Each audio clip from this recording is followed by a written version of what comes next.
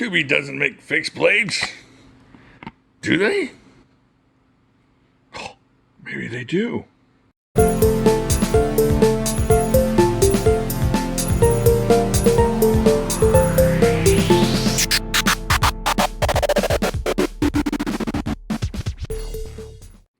Alright, this is the Kubey KU160. I don't think there's an F in this one. I think it's just KU straight up.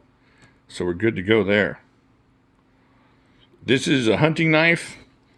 D2 blade. Let's check this out. Let me take off my glasses. I can't see straight. So we have 1, 2, 3, 4, 4.5 inches of D2 steel. Check that out. Nice drop point Hunter. There we go. Got the angry commie monkey logo. Awesome. African blackwood handles. Let's see how much handle we got here. 1, 2, 3, 4, 4.5 inches of that. So you're looking at 9 inches of knife here. Feels really good in hand. It reminds me of old school hunting knives that my dad had. Actually, one of the first hunting knives I ever saw. One of the first knives I ever wanted was one my dad had. It looked just like this. Not exactly, but that kind of old school hunting knife with the big, what do you call that? That bolster finger guard thing there. Just shiny and really impressive looking. It's super heavy. Got full tang here. Thick, comfortable handle. It's kind of smooth. I'm not sure how it's going to handle in the test with the smooth handle, but it sure is pretty to look at for sure. So we're going to test it. We're going to see what happens, and then we will grade it, yes or no, whether you need it or not. All right, so let's go take this bad boy to the testing area. Okay, we're going to see what the Kubey F160, FKU160 can do while we prepare this brisket. And see how it feels in hand. You know, because you're out in the field. You're out in the woods. You know, you come across a wild cow. Maybe you need to make... Oh my gosh! Oh, that was nothing. Oh, man. Alright, I don't want to cut this up too small. So you come across a wild cow or wildebeest. Or a Sasquatch. You don't know. You don't know what kind of brisket you're making this week. Oh my gosh, look at that. Just right through there. Now, I don't do too much hunting, so I can't tell you what you're going to be. Man, look at that. That thing's just messing us up, and it's not hard to cut with. Like I said, I don't do much hunting. I mean, I've killed some animals out of fear. There was a armadillo attacking me once. Okay, it wasn't really attacking, just kind of running across the street. But I was stupid. I was 15, had a shotgun. And I did shoot a guy's horse once. That has nothing to do with the Kubey, though. Check this out. This is a really good, sharp knife. So, we're going to test it here. Then we'll... Now, see, it gets a little bit deeper here, so it's going to be a little trickier. But still, look how sharp that is. Just chops right into that meat. This is a lot easier than I thought it was going to be with this knife. I thought it was going to be difficult. Just because of the way the blade is and holding on to it. It's really pretty, but the wood is, I thought it was going to be a lot harder to hold on to. It's not. It's really kind of comfortable. Not too bad. Now obviously, if you had a longer blade, it'd be easier. But the shape of the blade and the sharpness is really helping out here. So I know all you brisket experts are cringing right now about what I'm doing to this thing. All I'm going to be doing with this is making brisket tacos, so I kind of do it a different way than y'all might do it. But let's just finish up this brisket. This is not a problem. I'm liking this knife a lot. Now, I don't know what you hunters do, but I can imagine this thing cutting through some flesh or hide or whatever you got to do to get to the entrails of your Sasquatch. All right, there you go. Mangled the meat super easily. not a problem. First try. Okay, I thought I'd try something real quick. I had some scrap leather hanging around here, and I figured leather can't be much tougher than, or less tough than, maybe going through some hides or something if you're out there in the field. So there you go. Oh man, just check that out. Just right through the leather. Look at that. So I don't know what it's going to be like. I know the hides are a lot tougher, but that's it going through leather. Oh man, check that out.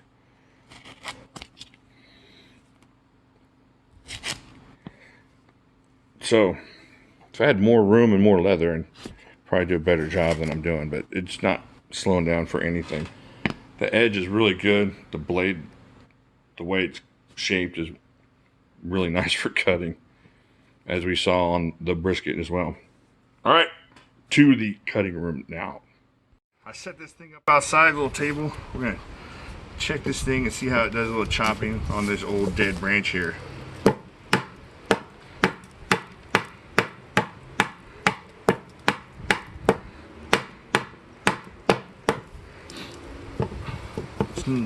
Not doing a wonderful job. It's probably mostly because I'm terrible at chopping. But the thing is, it's not feeling hot in the hand whatsoever.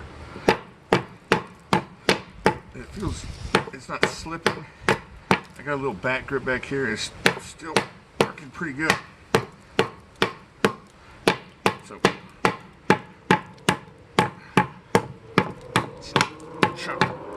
hard wood here, so that's pretty tough. Alright, let's keep going just a little bit more. Yeah, right, it's broken. But let's see how it works here. Let's mangle this stuff.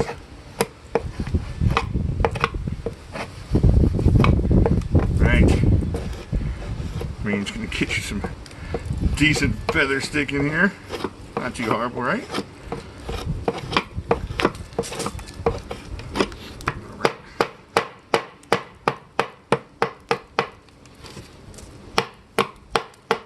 So you kind of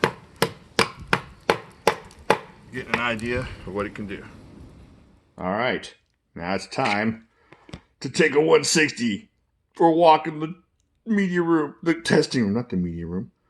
So let's see. You can see I got a new tray here. Same collection. Very well used. Now we're going to try and well use this thing. Let's do it. Oh, my arm's just recovered. Oh, can y'all see that? Let me bring that in just a little bit. There we go.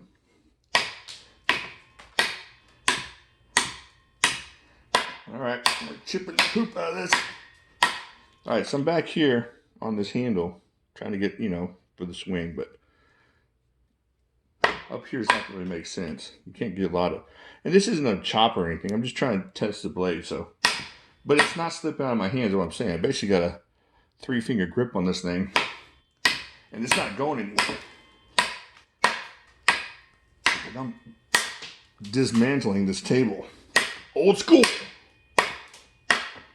Alright, still going. This is after the board, after the wood outside.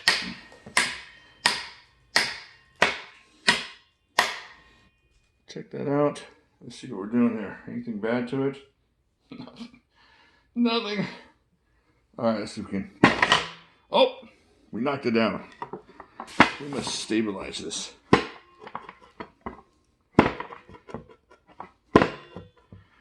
Stab this. This can't be good for my joints. My old man joints.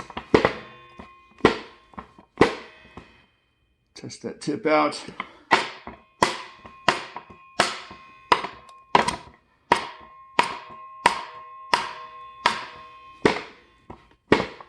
Alright.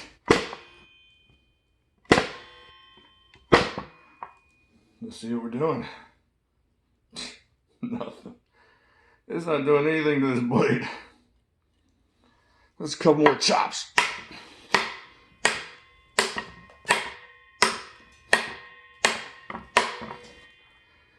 All right, there you go. Okay, back from the testing table. And let's see if there's any problems with this blade. Is there a nick there? Is that a nick? Let me check this out with my glasses on. Before I lie to you guys and tell you there's no nick.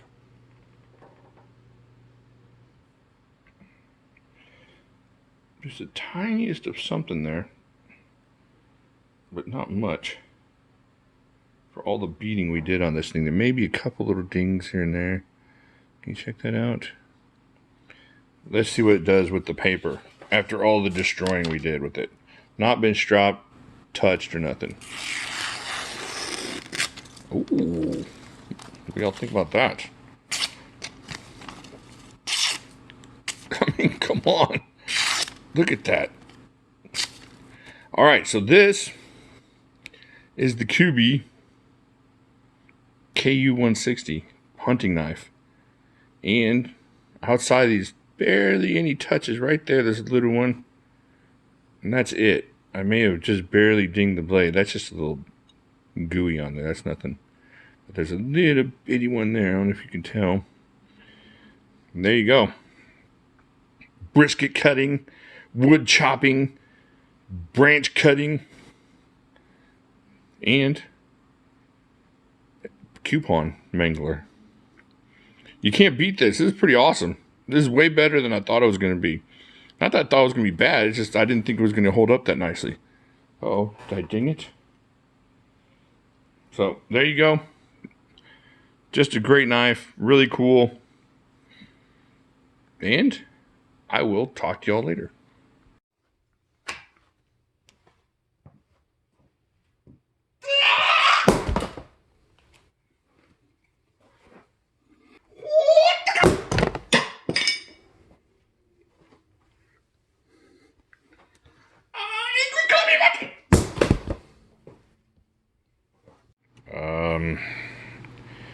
I may have nicked it when I was throwing it. I got a couple dings in it for throwing it when it hit the things on the floor. But that's not going to affect it. That just gives it character and class. Kind of like an old man's face.